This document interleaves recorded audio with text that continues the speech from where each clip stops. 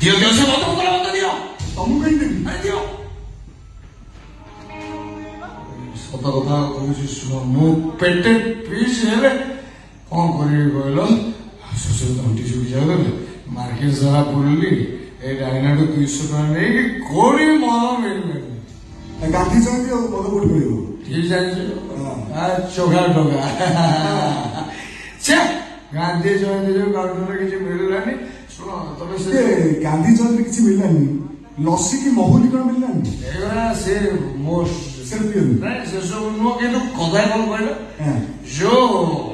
ରୋଗ ମରିବା ପାଇଁ ପିଅନ୍ତି ମୁଁ କିନ୍ତୁ ପିଇବା ପାଇଁ ମରେ ସେ ମଦ ବୋତଲ ଆଉ କିଛି କୁହ ସେ କହିଲା ବୋଲି